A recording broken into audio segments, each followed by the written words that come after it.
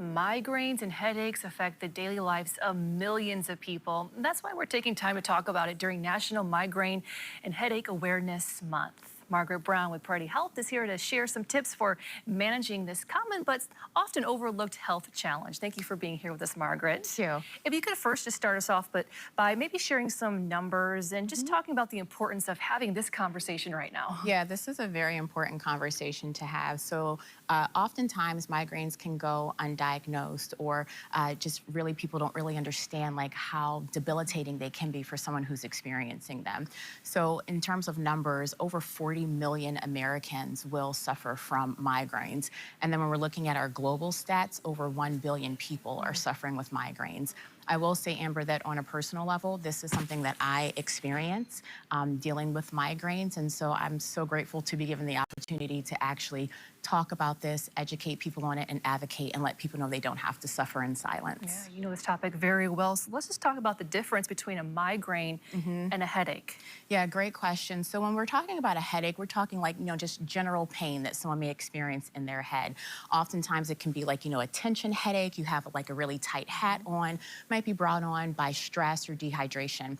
A migraine, by contrast, is really a neurological disorder that we're talking about, oftentimes accompanied with like nausea, vomiting, and we're also looking at it being persistent for hours, even up to days, and a throbbing, constant pain that someone may experience. With the migraine as well, because it is a neurological disorder, we're also looking at someone experiencing something called an aura. So that's kind of like a foreboding that they're about to have a migraine. So whether if you're feeling like numbness or tingling in your face or in your hands, sometimes even in your arms or legs, sometimes people will get like wiggly lines that they'll see or flashes of light in their vision as well. And I was reading something, Margaret, that women get more migraines than men. Why is that? Yeah, so women are 3 times more likely than men to experience migraines. And that's often because of our triggers internally that we have as women because of our hormonal changes naturally. So women will be more prone to them just because of our internal hormonal changes with our cycle that comes. And women have actually found that once they get through menopause, their migraines are much less severe or sometimes altogether gone. Can you talk more about the common migraine triggers people should be aware of? Yeah, definitely. So in addition to like some of the things that people experience with a headache, so sleep deprivation, dehydration, we should also be aware of the different foods that we're eating. There can be certain additives in our food that can trigger migraines for us as well. So those are just some of the more common things to be aware of.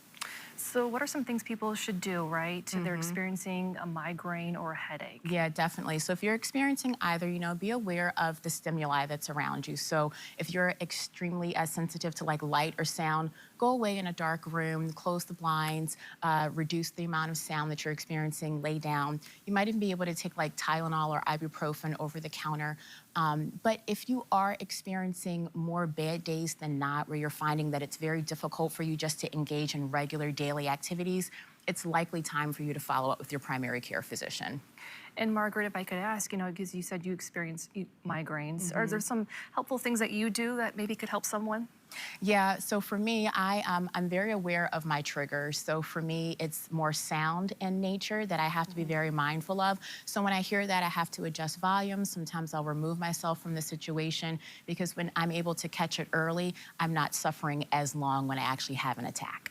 Very good. Thank you so much for that. Very Thank helpful. you. Thank you, Margaret Brown with Priority Health. All right, Sarah.